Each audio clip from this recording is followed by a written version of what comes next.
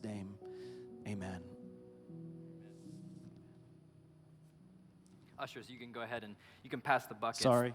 No, thanks. Thanks, Joe. Hey, it's great to be here in this room with all of you guys who have braved the snow, like Joe said, or I guess the potential snow. Is it snowing? I didn't even see. Is it snowing already? It's great to see everybody on this snowy day here in late January, and I feel like I'm just supposed to share this morning. So take this as for what it's worth, but.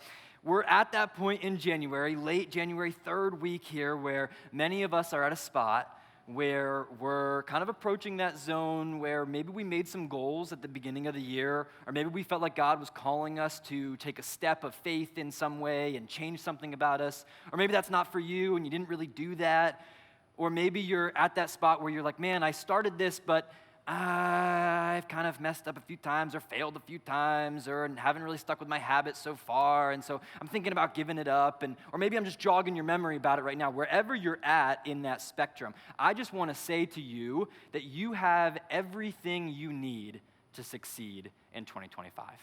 That was true on January 1st, and it's true today. Hear this from 2 Peter Chapter 1, verse 3, His divine power has given us everything we need for a godly life through our knowledge of Him who called us by His own glory and goodness. Here's the thing. I believe that God is calling Reality Church to some amazing things this year, and He's calling each and every one of you who are here today, whether you're part of Reality Church or not, He's calling you to a very specific thing. And so I just want to encourage you, lean into those goals. Even if you said, I gave them up already or didn't even get them, or I don't know, it's not going so well, or I didn't make one at all, it's not too late. Make the goals, stick to the goals, ask God, what goals do you have for me? And I just want to encourage you this morning that it's time to do it. So the real question is, who are you going to be in 2025? That's what we're really getting at. In fact, that's what we're trying to ask with this sermon series that we're in. And I just wanted to share that with you guys to encourage you guys to say, man, who am I now? And who is God calling me to be in 2025? When I was probably, 5 or 6, I have an older brother who's like 1 year older. He was 6 or 7 at the time. And we had come in that day from playing outside with friends.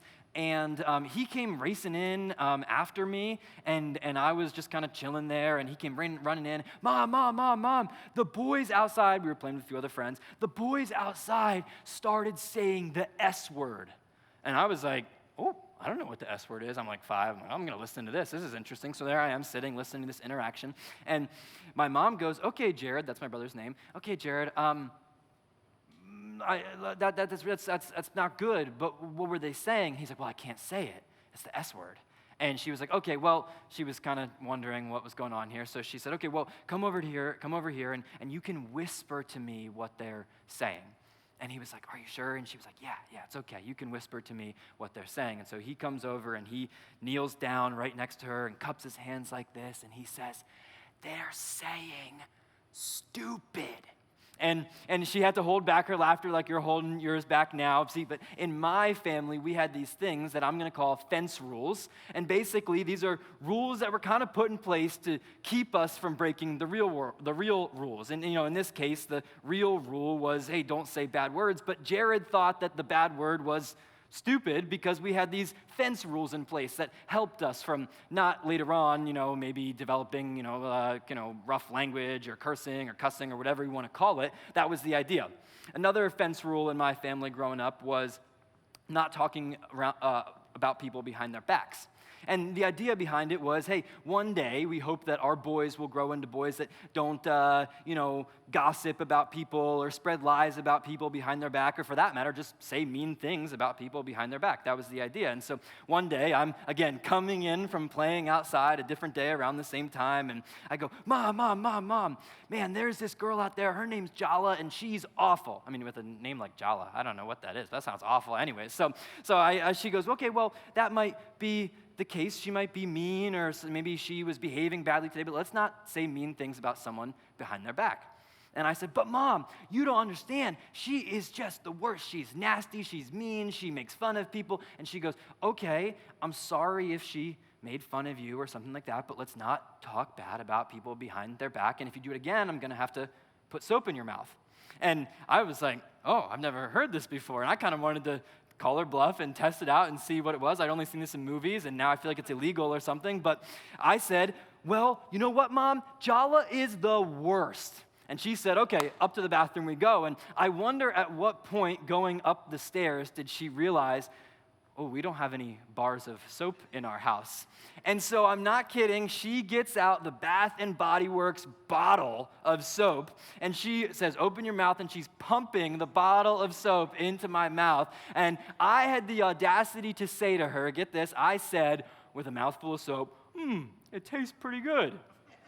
I got in much more trouble later for that, but thus continued my relationship, my journey with fence rules, and for that matter, what we call today behavior modification. Psychologists and behaviorists use this term to kind of describe this cause and effect relationship that we're all taught as children. It's like a principle that you teach your kids of, hey, if you do this, bad things might happen. If you behave in this way, this might happen to you. So modify your behavior and change this about you because then good things might happen. And we all still do this today. You and I do this, right? We do this at work, and we do this in our relationships. Why? Because we want to get dates, and then we want to get second dates, and we want to find someone who's willing to put up with our behavior to marry us, and we want to get a job and keep a job and have our coworkers like us and all sorts of things. We're constantly modifying our behavior. I mean, even right now, you're sitting there and you're thinking to yourself, okay, do I need to set up a little bit straighter, or do I need to dress a certain way to come here today, or do I need to whatever? You're constantly taking in information around you that's saying, hey, behave in this way because if you don't or if you do, something will happen. And just to get a little personal for a moment, many of us at the beginning of this year, January 1st, we got out our Notes app on our phone, or we got out a little piece of paper and put it on our fridge, and we have goals that we've set, and we have things in our mind that we're saying, hey, I know that this needs change this year, or I know that I want to go toward this, or I want to work on this, and so because of that, I'm going to find ways that I need to modify my behavior in order to get there. But if you're anything like me, you've probably had that experience where a year later you open your drawer or junk drawer somewhere and you find this list with chicken scratch, and you're like, what's this? And you see your goals written down, or maybe you open your Notes app on your phone, or you just got it in your head or whatever, and you go, why didn't that work? Why didn't I actually make the changes that I wanted to? Why didn't I actually become the person that I wanted to become? And it's simply because of this. It's that behavior modification isn't always enough. So we're going to come back to that in just 1 minute. But today we are in the final part of our series, the third part of our series, called Living with Yourself, where we're exploring 3 habits of safeguarding your soul in 2025.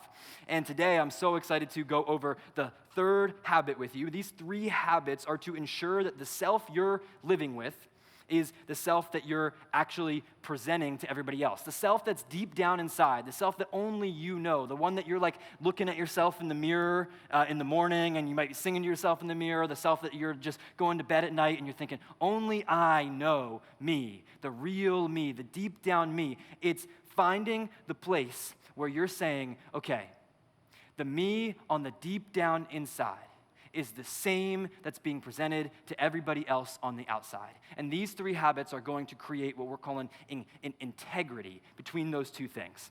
And so our goal together this morning is to once and for all, quickly and effectively close the gap that's being created in your heart when you tend to start to kind of let other things start to creep in. We've been going over this for the last 3 weeks. Lindsay talked about having your hands be open, opening your hands and saying, Lord, take whatever I have, whatever I can give you, whatever you've given to me, and I want to know how I can give it back to you. And Joe set us up a week prior to that in an amazing way, and he set us up in a way where he taught us to surrender our will and say, God, everything that I am is yours. And so today, we're going to talk about how we can do the third habit. You know, we've all been there where we've been at a spot where we all of a sudden hear of somebody in our family or one of our friends or somebody on the news or somebody on the cover of People magazine or something like that, where all of a sudden you find out, wait, what? This person's been living some kind of double life, and you find out they were caught up in this web of lies, and something comes out about them, and all of a sudden there's this downward spiral, and their career is devastated, and their family is devastated, and you're left asking, what? How? Them? No, there's no way. There's no way. Not them. I don't know. How could they live with themselves? I mean, I couldn't live with myself. There's no way. I couldn't let myself have this variation on life of I have this story, but then I'm this way with another group of people, and I have this web of lies that I'm in, and it's getting bigger and bigger and bigger. I just couldn't live with myself. But the truth is, you could. Now, you might not be able to imagine that you would be able to live with your current self, but as Joe said week 1, when left unattended, oftentimes we become someone who sometimes we don't even recognize. And maybe you know somebody like this and we can learn from their situation. Or maybe this is you right now. And you're caught up in something. Maybe it's just a little thing. And you're like, it's not a big deal right now. I only need to know about this. But maybe there's something that you're thinking, I wonder, could this be something that's going to make a gap grow bigger and bigger and bigger between the who I am to everybody else on the outside and who I know I am really on the inside? So, overall, whether you're religious or not, this is just really great life advice. I'm learning this. I hope that you'll learn this too. It's that the health of your soul determines your capacity for duplicity. And that's just a fancy phrase that somebody else really smart came up with that I didn't come up with, but here's what that really means. That means that the health of what's going on the inside, deep down in you, determines your capacity to be living a double life, or your capacity to let that gap of who you are versus who you are on the outside grow bigger and bigger and bigger. And together, we need to figure out the real way that we're able to close that gap once and for all, fast, effectively, and to keep it closed. And today, the final way that we're going to do that together, and the biggest way we're going to do that together, is by monitoring our heart. Monitoring our heart. That's our third and final tip, piece of advice, whatever you want to call it. Truth from Scripture is that we are going to monitor our heart in order to safeguard our soul in 2025. Now, to set this up, I want to tell you a little story about Jesus from Matthew 15. You can also find it in Mark 7. You can go to either one. It's one of those double feature kind of ones. You get two versions of both, but they're the same story. And so one day, Jesus and his disciples are traveling along, and they're going from town to town as they are. And the Pharisees, you guys have heard about the Pharisees before, they just keep on dogging Jesus and his followers. And this time they come to Jesus and they say, Jesus, we have a problem with your followers. Let me tell you about it. We have a problem with you. We have a problem with your followers. Let me tell you about it. They are not following the tradition of the elders. And Jesus is like, okay, so what? Now, this tradition of the elders, also kind of sometimes called the oral Torah, I want to tell you about that, the oral Torah. The oral Torah is this tradition, this unwritten law or code that Jewish people in the time of Jesus were expected to follow. And supposedly, we don't know if this was true or not, but supposedly the Pharisees said that back when Moses was given the original law, the Ten Commandments, as well as other written laws that are in the Bible that we can see, supposedly he was also given unwritten laws that weren't supposed to be written down, but were traditions that people were supposed to follow. And these rules that were put in place were generally fence laws. They were generally fence rules, if you will. And these fence rules were put in place to kind of safeguard or to keep people from accidentally breaking the real laws that were written down. And you can probably see where this is going and some of the problems that might come from this. But let me give you an example. So one of these fence rules, or one of these oral Torah traditions, was that people weren't supposed to touch money on the Sabbath. That was what the oral Torah said. Now, the reason for this being was that people weren't supposed to do business on the Sabbath, right? And that's the day of rest. And so that was written down. But what the oral Torah, or the tradition of the elders, said was you're not even allowed to touch money on the Sabbath. And it was to protect people from accidentally breaking the other rule. And so in this case, the Pharisees come to Jesus and they say, look, we have a problem because your disciples are not following the tradition of the elders, and in particular, they aren't washing their hands correctly. And so Jesus is like, okay, all right. So this is what was actually going on, and he knew this, and he was putting the pieces together. What they were saying was that the written law says that Jews are supposed to follow a very specific, clean, holy diet. And they had certain things that they were and weren't allowed to eat. That's written down. We know that.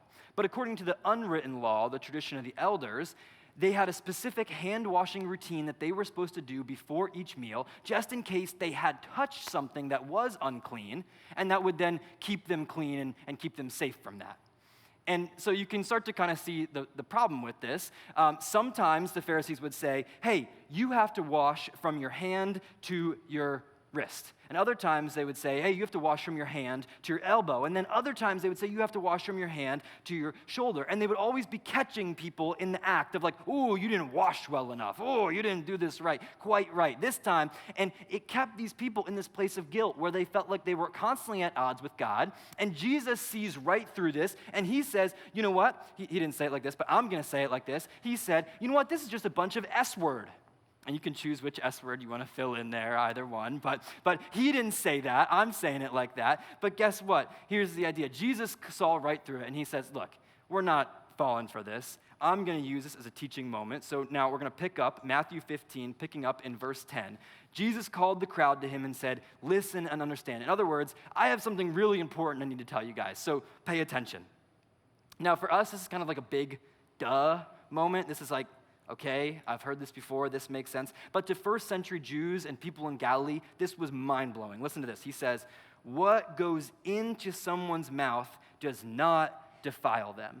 What goes into someone's mouth does not defile them. And for first century Jews and Galileans, this was like, what? That's all I've been taught my whole life. And Jesus is like, yes, what you eat does not put you at odds with God. That's what it means to defile. They were saying, okay, it puts us at odds with God. He said, what you eat does not put you at odds with God. But what comes out of their mouth, that is what defiles them. What comes out of their mouth is what puts them at odds with God. And then he just walks off, and he goes, okay, I'm going to go to a new place now. And the disciples go running after him, and they're like, wait, Jesus, I don't know if you realize this or not, but you just really offended the Pharisees. And he's like, so what? And they're super concerned, and he's not, but it's because Jesus understood something that the first century Jews had missed, and all before that. He understood something that is so pivotal for us to understand today, and it's this, that the law of God was not meant to please God. It was actually meant to protect God's people. It's not that God says, oh, it's okay if you don't follow that. It's not that that somehow is pleasing to him when you don't follow it. No, that definitely is not pleasing to him. He wants you to follow his rules. He wants you to follow what he says. But the reason for that the law was created was because he knew that if you followed those laws, if you followed those ways, if you followed those rules, the written rules and the things that he taught, Jesus was saying, if you follow the things that God says, your life will be better. You will be protected. You will have good fruit come from your life. Good things will happen to you, and you should live that way because I'm calling you to that. It's not because somehow I'm saying, oh, rules are in place, and you have to do them to please me and to make me feel all good because I'm God. No, that wasn't the place. That wasn't the reason. So if you've lost your faith, or you've grown up in church, or maybe you're at a spot where you grew up in church and you've been to church before and you're kind of wondering, I don't know, I've been burned by church before. Or maybe at some point in life you had a church people that you were wanting to be close to or you were friends with that went to church, but you were like, I don't know, they're Christians, I'm a little confused about that. Or maybe you were a Christian at one time and now you're not so sure because Christians have kind of been rude to you in the past because they've made it seem like the rules of God and what the Bible says are more important than you in any type of way. You need to know that Jesus would side with you on that. He really would. Because Jesus is first and foremost for his people. And he desires a relationship with you, and he wants that for you. He doesn't want to be this dictator that has all these rules that says, if you don't follow these, then you can't be a part of me. And so if you felt ostracized, or if you felt like you can't be a part of church or of a certain group of people because they say, oh, you're not following the rules that God wants you to follow, I'm sorry that happened to you, and I want you to know that you are welcome at a place like Reality Church. But anyways, Jesus walks off. And the disciples are following him, and they're like, okay, look, that wasn't clear to the Pharisees, and it wasn't clear to us either. So Jesus decides to have a teachable moment, and he actually sits them down, and it's kind of a funny moment. He says, "Are you so dull?" Imagine Jesus saying to you basically like this. He says, "Are you stupid? Are you stupid right now?" That's kind of funny, isn't it? Imagine Jesus saying that to you, and he says, "Don't you see that whatever enters the mouth goes into the stomach and out of the body?" And they're like, "Yeah, Jesus, we see that every day." What? What is your point? And then Jesus goes a little deeper. He says, "What comes out of a person is what defiles them, not what goes in. What comes out is what puts them at odds with God," in which they're thinking, so using the bathroom makes God angry at me? And he has their full and complete attention. Sometimes Jesus does this, and he's actually trying to be funny, and he gets their attention, just like I've got your attention now. And then he finally decides to make his point. Jesus smiles, and he says, "For it is from within, out of a person's heart, that evil thoughts come." It's not what goes in that defiles you. It's not what you eat that makes God angry at you. It's what actually comes out of you. It's what comes out of you that puts you at odds with God. And finally, there's a light bulb moment for them, and they go, wait a second. We're not talking about what we're eating. We're not talking about using the bathroom. We're talking about our thoughts. We're talking about our actions. We're talking about the stuff that comes out of us, that we do, that we say, that we think, that we believe. Oh, interesting. Okay. And so then Jesus actually decides, okay, I'm going to go on with this a little bit more. And he says, listen to this list of things that come out of you. He says, sexual immorality, theft, murder, adultery, greed, malice, deceit, lewdness, envy, slander, arrogance, and bad judgment. Your text probably says folly, but that's just bad judgment. And finally, another light bulb moment goes off for them, and they go, wait a second. These aren't things that I can do to God. These are things I do to other people. And they finally put the pieces together that Jesus is saying, look, it's not what goes in or what you eat or anything like that that defiles you. It's the actions of your heart toward other people that's what puts you at odds with God. Why? Because God cares about how you treat other people, because he cares about you, and he cares about people first and foremost. And so I don't really have to spell it out, but I'll spell it out anyways. Here's Jesus' point. He's saying, pay attention to what's within. Pay attention to what's within, because we leak. We leak. Eventually, what's inside, what's in the depths of who you are, what's in your heart, eventually that comes out in your behavior. No matter how much you think that you can kind of button it up and be like, you know what, no one really knows. I don't think anyone really knows. It's probably okay. Eventually it comes out of you. Here's how I know this. We have conversations with people all the time. You have conversations with people, and you're talking with them, and they walk away, and you turn to the person next to you, and you go, oh man, something's not right with them. Or you think to yourself, oh man, something's off, something's different. All the time we do this. Why? Because we leak, and we can tell that about people. It's coming out of us. And so the gap that you're managing inside of you, that gap that's growing bigger and bigger and bigger, or maybe it's just a small thing, and the gap is just really little right now. And eventually it might grow, but right now it's really little. Eventually, that's going to come out of you in some type of way. And so just get a little bit more uncomfortable this morning. Let's take a second. Let's look at that list one more time that Jesus gives us. Immorality, deceit, slander, adultery, envy, bad judgment. I think all of us can think of a person or two in our lives who a bomb suddenly exploded in their life because of one of these situations, because of one of these things. Immorality, deceit, slander, adultery, envy, bad judgment, theft, or greed. And the reason that this happened for them is because simply this: they ignored and managed what was going on in their heart. They just kind of said, okay, I recognize that that's there, or maybe not at all. Maybe they just ignored it. And if they did, they said, okay, that is there, that's going on, but it's probably okay. And they just left it there a little bit. And they come back a few weeks later, a few months later, and they go, wait a second. So it's probably okay. It's not that big of a deal. It's okay. And they just keep managing it and managing it and managing it, and eventually they have to ask themselves, wait a second, how did I get here? I meant what I said. I meant what I said when I said I do. I meant what I said when I made that promise to somebody. I didn't have any intention on doing any of these things that now I'm doing with my life that I don't even recognize myself anymore. But what am I doing, and how did I get here, and how can I live with myself? And so the best way to do this best way to fix this is to start monitoring our hearts. And I want to give us 4 ways that we can start monitoring our hearts. We'll go through them real fast this morning. The 4 ways that we're going to monitor our heart are guilt, anger, greed, and jealousy. We're going to look at these 4 areas that seep out of us, that leak out of us. So they leak out of us whether we like it or not. And these 4 areas have the potential, to use a Jesus word, to defile you, or to use an us word, define you. And so the first one is guilt. Guilt says, I owe you. That's what we're hearing in our heart when we're thinking about guilt. We're feeling guilty and saying, I owe you. We owe somebody something. I have a secret. I owe you the truth. I owe you restitution for what I took from you. I owe you an apology for something I did or said. I'm living in guilt because I owe you. And what's the solution to that? It's to confess.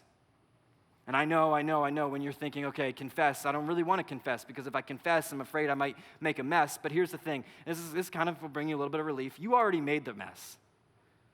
You already made the mess. It's now time to decide whether or not you're going to put a period on the end of that mess and say, all right, I'm ready to actually move on and write something new in my story. And so the solution is to confess. And can I tell you something that's actually another thing that might actually kind of make you feel a little bit more relieved? People already know, like I said, that something's a little bit off with you. Somebody already knows that something's not quite right. And so to be honest, there's probably people expecting you to say, hey, this is what was going on. It's better just to bring that forward. Just a tip. I don't know if this is necessarily biblical or not, okay? I don't know, but it's definitely not biblical, so I'm just going to say it. I have found time and time again that when I need to confess something, I've found that it's often easier to go to a person that you highly trust that isn't the person that you actually have to confess to and say, hey, look, this is what I've got going on. I need to confess this to you. And will you then help me confess this to the right person? And will you then push me to do that, and even if I don't want to? And together, they will, if they are a highly trusted person who's going to push you into that, they can work with you to start putting light onto that thing. Because the second that you bring it out into the open for anybody, even if it's not to the person that you eventually know you have to bring it to, all of a sudden, light is flooding that secret, that thing that you need to confess. And that light is called grace. And that grace is starting right then and there. And so I wonder if any of you right now have a thing that you're holding inside that you know you need to confess and are already starting to plan a plan for grace in that. And it starts with confessing. Anger. Anger is the driver behind you owe me. You owe me is what you're hearing when you kind of are thinking anger. You owe me. You took something from me. You took my first marriage and you ruined it now. Or you took my reputation at work and you drug it through the mud. Or I don't know, you took my childhood away from me because you made it so bad and awful and you manipulated me. Or you took my friend group away from me. Or you took my job from me because you fired me. Something is causing you anger. And even if that person could and wanted to go back in time and fix that for you, they couldn't. And so what you keep doing is you keep trying to rewind, but you can't. And so you just keep replaying and replaying and replaying and replaying. And here's the solution. It's to forgive. And I know you're sitting there and you're like, okay, that's a very Sunday school type answer, forgive. And I know it's easy for me to stand up here and say, it's time to forgive. And if you know me, you probably know that I'm learning how to be a little bit more bold in what I'm saying and kind of tell people right away. But if you've been out to coffee with me before and you've been telling me your story, there's a high chance I probably looked at you and said something like, oh, that's so hard.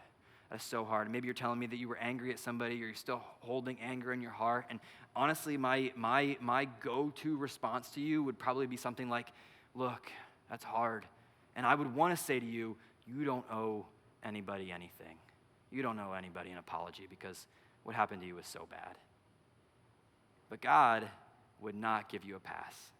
And it's not because he's this big angry God up in the sky being like, no pass for you. You must apologize. Life sucks. No, it's he cares so much about you. He knows you better than I could ever know you, and he knows what that anger is doing inside of you. He knows the resentment that's building up inside of you. And get this, here's the thing. Guys, when we're angry at each other because we leak, it spreads to other people around us that we're not even angry at. And what you're doing is you're actually perpetuating what that person did to you.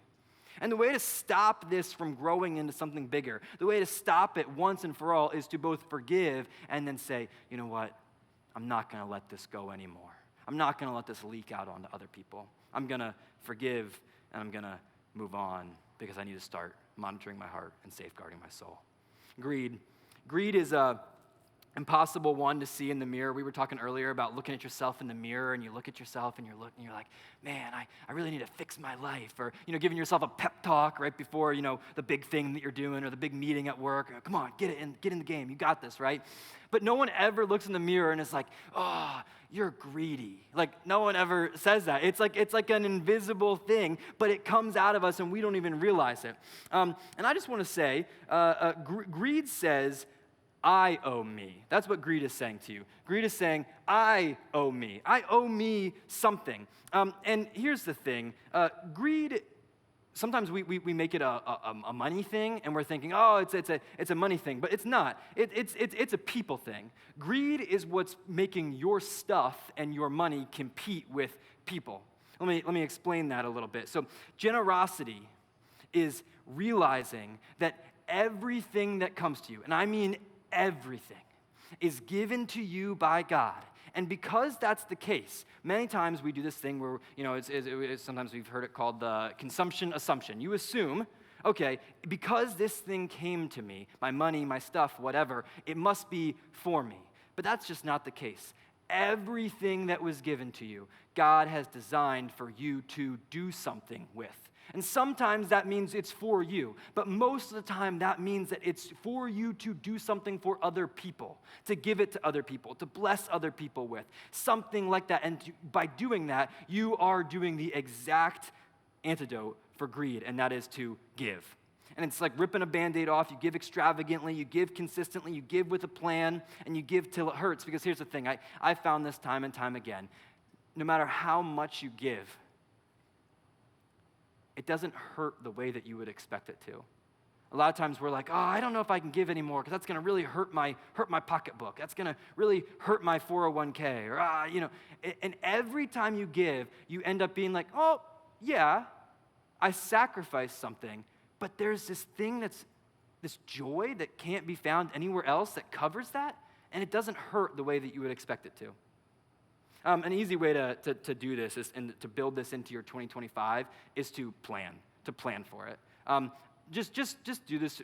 Take a line item in your budget and just put in right there giving, and plan to give this year in big ways. Honestly, bigger ways than you might expect, and just watch to see what happens. But if you need to start small and start with a plan and just put it in your budget.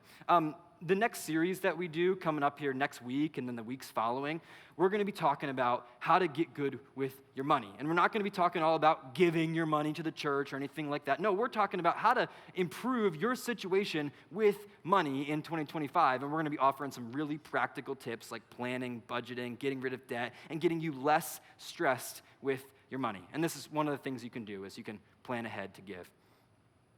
So jealousy, it's the final one here that we need to monitor in our hearts that could potentially defile us or define us. And it's ugly. And oftentimes we don't even realize we're doing it.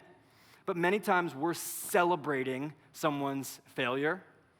And we don't know we're doing this. Oftentimes it looks like a competition that we're creating in our head where we're thinking like, I'm going to compete with that person. And we kind of package it in our brain in a way where we're like, you know what, this is probably fine because this is pushing me to be better, right? I've got this person, I want to be better than them. And so we're creating this competition, and the other person doesn't even know it's a competition. But you're going against that person, you're just wishing, man, I can't wait for them to fail. I can't wait for them to mess up. And sometimes even as Christians, sometimes we say stuff like, we accidentally, not accidentally, but we sometimes celebrate people's failure, and it looks like this, and we might be in a group of people, and we might be like, man, we need to pray for Grady.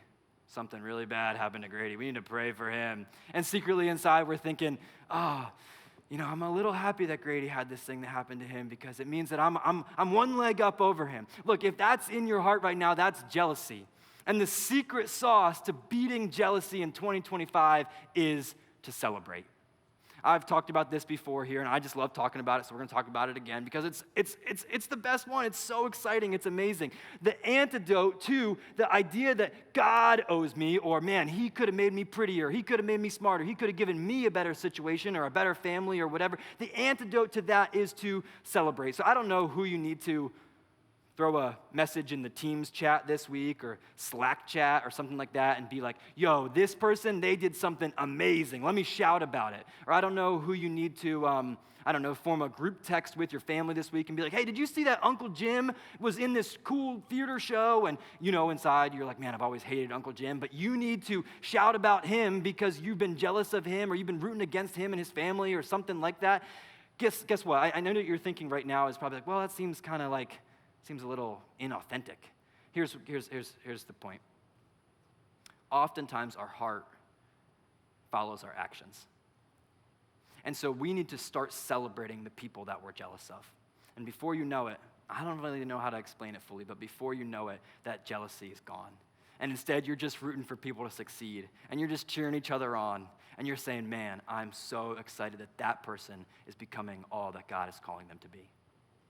So I'm just going to close with this. I'm going to pray for us. But before that, I just want to encourage us to this year in 2025 to monitor our heart and to do this each morning and each night, whichever works for you. But I want to give you the tip to say, hey, ask yourself, do I need to confess anything? Is there anything I need to confess? Do I need to forgive anybody? Am I angry at anybody I need to forgive? Do I need to give something? Do I need to give money to something? Do I need to give something to somebody? Do I need to sell something on Facebook Marketplace and get it out of my house because I think that it's taken me away from my people that I love in my life? It's competing with my people. Do I need to sell something? Do I need to give something? And lastly, do I need to celebrate somebody? If we're asking these things once a day, if we're asking that, we are monitoring our heart. And through that, we can actually start to safeguard our soul in 2025. God, I thank you so much for all of these amazing hearts in this room. Lord God, we thank you so much for the opportunity that we have to surrender our will to you, the opportunity to open our hands to you, and the opportunity to monitor our hearts. Thank you that we can do that through you. Thank you that you've given us everything we need in 2025 to look to you and to succeed in becoming all that you want us to be. And God, we pray that if there's a step that you want us to take today, a hard step, that you would call us to do the hard things in 2025. God, please keep us safe on the way home with the snow. We praise you and we thank you.